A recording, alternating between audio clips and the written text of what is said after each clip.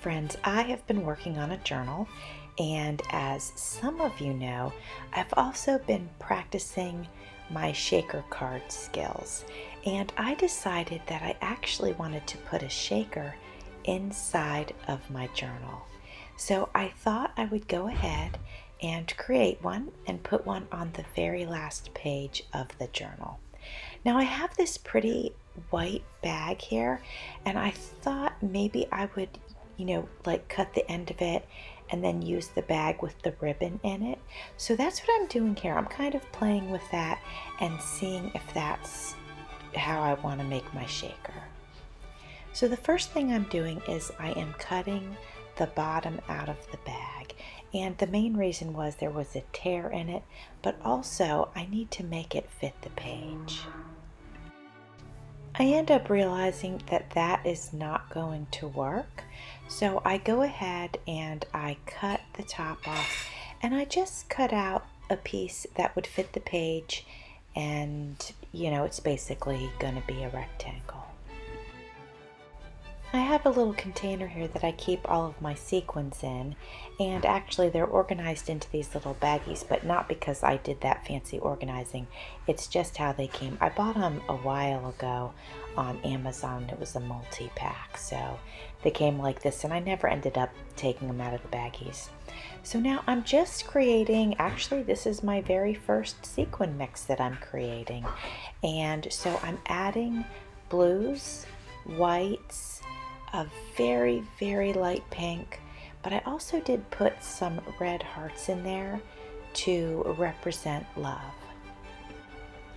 I also have a container of seed beads, and there happens to be some very pretty light, very light blue seed beads, and since those match the Cinderella gown, yes, this is going into the Cinderella journal, I'm going to go ahead and use those. And then right next to that I have some like purplish and let's see what else is in there, some other shades of blue seed beads. So I'm adding that to my little mix. Now I'm preparing to add the white, I don't know, what do we call that material? Anyway, it's from that white bag. And I'm getting ready to add that to the page. So I'm cutting it to sides. I'm just trimming the edges off. I know that it's really, really hard to see, but I promise that's what I'm doing.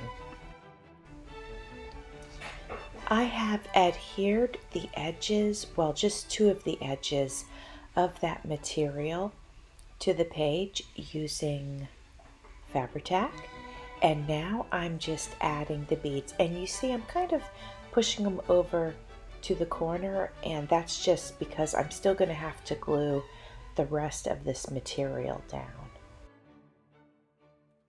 I'd like to line the edges of the shaker with some lace, so I'm going to go ahead and go through my lace box and see what I've got. I've decided to use this really wide ribbon down the whole side of the page, and then I found a smaller white one that I will use to go around this shaker part of it. I'm ready to remove the clips that were holding the large lace down while it dried, and I think we're ready to check out our shaker. I am really happy with how this turned out. I think the colors in the mix are really pretty, and I think the lace going around it is really pretty, so I'm just super excited about it. Now, I just made a snippet roll. Actually, it was the first time I have made them, and I did that a couple of days ago, so I'm actually going to take a little snippet off of my snippet roll, and I'm going to use it to help finish embellishing the rest of this page. You can see that I added a little card to the top of the page, and now I'm going to add a little piece of the snippet roll on top of the card just to give it a little decoration. Well, friends, I hope you like it. Thanks for watching. See you soon.